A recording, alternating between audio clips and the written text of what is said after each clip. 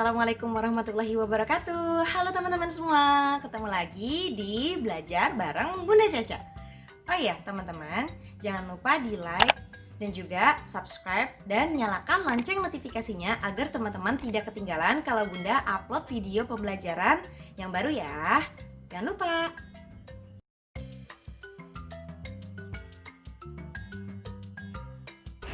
Hai semua teman-teman kelas 2. Teman-teman di rumah sudah punya kan buku cetak TIK-nya? Kalau sudah, yuk kita sama-sama belajar dan buka bab 1. Hari ini kita akan belajar bab 1 buku cetak tentang mengenal lingkungan belajar teknologi informasi dan komunikasi. Jadi teman-teman simak baik-baik ya. Yuk kita belajar.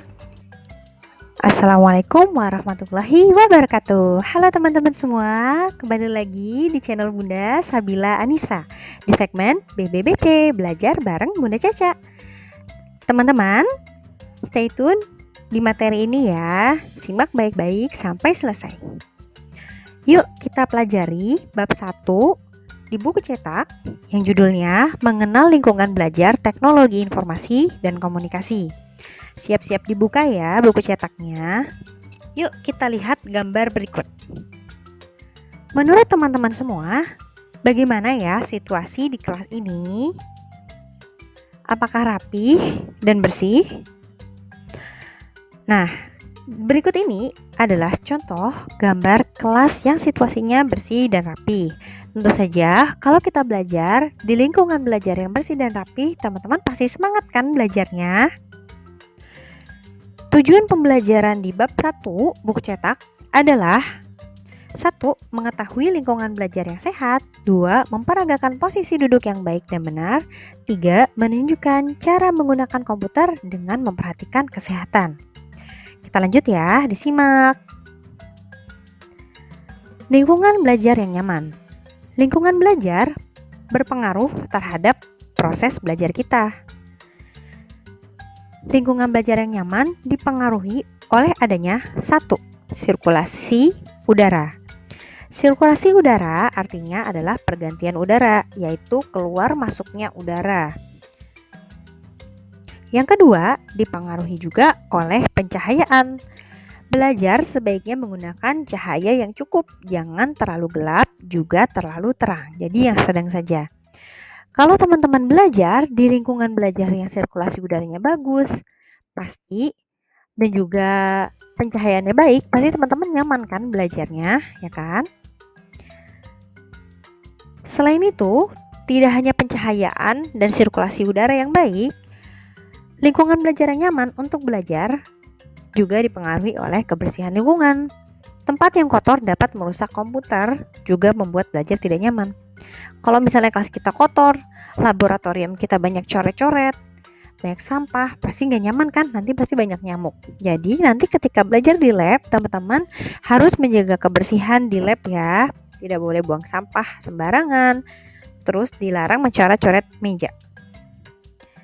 Nah, selanjutnya ini adalah cara duduk saat belajar komputer. Selalu Bunda ingatkan, kalau belajar itu tidak boleh bungkuk ya teman-teman, jadi harus tegak duduknya, ya kan? Nah, ini adalah cara duduk saat belajar komputer nih. Jadi, yang pertama ya, kita perhatikan yang kanan. Baik berdiri maupun duduk ya, mata harus selevel atau setara dengan layar. Jadi kita tidak menunduk atau tidak mendangak melihat ke layar monitor kita. Nah, untuk duduk pun posisinya juga tidak boleh terlalu tinggi atau terlalu rendah dengan monitor kita ini karena berpengaruh ya terhadap tatap mata kita. Selanjutnya, untuk pegangan mouse dan keyboard juga harus sejajar dengan tangan kita.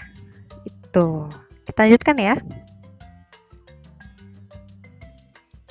Nah, ini dia cara duduk saat belajar komputer. Cahaya lampu jangan terlalu gelap, juga jangan terlalu terang. Karena kalau gelap, nanti pantulan cahaya yang ada di layar monitor kita tuh terlalu masuk dalam mata. Nah, itu bisa merusak mata kita juga. Tapi tidak boleh terlalu terang, karena terlalu silau juga tidak baik. Selanjutnya, duduk dengan punggung tegak. Tidak terlalu bersandar dan juga tidak bungkuk. Selanjutnya, letakkan paha dan tangan sejajar. Nah, seperti yang tadi Bunda bilang, untuk memegang keyboard dan mouse, tangan kita harus sejajar. Tidak boleh di bawah atau terlalu atas. Dan tangan juga harus sejajar dengan keyboard. Selanjutnya, menggunakan mouse yang tidak terlalu besar dan tidak terlalu kecil agar pergelangan tangan kita tidak pegal. Nah, jarak dengan monitor. Ini benar-benar harus kita praktekkan ya teman-teman, karena kalau misalnya terlalu dekat dengan mata, tentu saja mata kita akan sakit. Monitor diletakkan sejajar dengan mata, tidak kelihatan ya teman-teman. Nah, nomor 2, tidak mendongak dan tidak menunduk saat menatap monitor. Selanjutnya, monitor diletakkan pada jarak yang cukup, kira-kira sejauh lengan kalian. Lengan kalian ini kalau diluruskan, nah itu kira-kira jarak yang sesuai antara mata dengan monitor kalian. Keempat, tidak terlalu dekat dengan monitor. Nah, kita harus tahu nih, apa sih akibatnya kalau kita duduknya tidak betul pada saat belajar dan atau menggunakan komputer. Ini adalah akibatnya. Jadi teman-teman, jangan mengoperasikan komputer sambil tengkurap ya, tidak boleh sambil tiduran. Posisi badan ini akan membuat punggung terasa pegal. Lama-kelamaan akan membuat tulang punggung kita menjadi bengkok. Gak mau kan itu terjadi pada kalian? Jadi mulai sekarang tidak boleh ya belajar sambil tiduran, baca sambil tiduran, apalagi main komputer sambil tiduran. Nah, itu semua harus dilakukan dengan duduk yang tegak. Selain punggung kita menjadi pegal, apabila badan kita ini salah ya posisinya pada saat belajar, jarak mata dengan monitor harus diatur juga, karena radiasi komputer itu akan merusak mata kita. Apalagi kita menggunakan komputer tidak 5 menit kan, pasti cukup lama gitu. Jadi harus diatur jarak mata dengan monitornya. Selanjutnya, kursi yang lebih tinggi daripada meja membuat badan kita menjadi bungkuk. Nah, harusnya kursinya sesuai dengan tubuh kita agar tubuh kita juga tegak.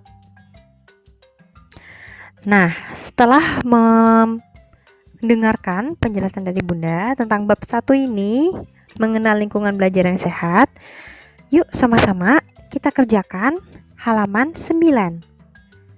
Apabila teman-teman sudah selesai, silahkan difotokan seperti ini ya yang dicontoh. Nanti kirimkan ke link yang akan Bunda berikan. Terima kasih semuanya ya yang sudah menonton sampai akhir.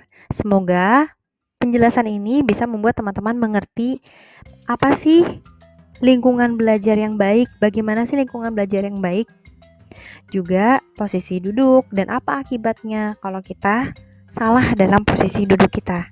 Terima kasih ya telah menyimak sampai akhir.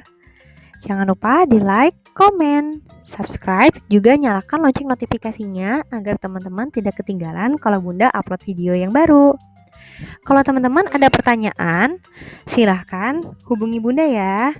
Terima kasih, sampai ketemu minggu depan. Assalamualaikum warahmatullahi wabarakatuh. Bye-bye.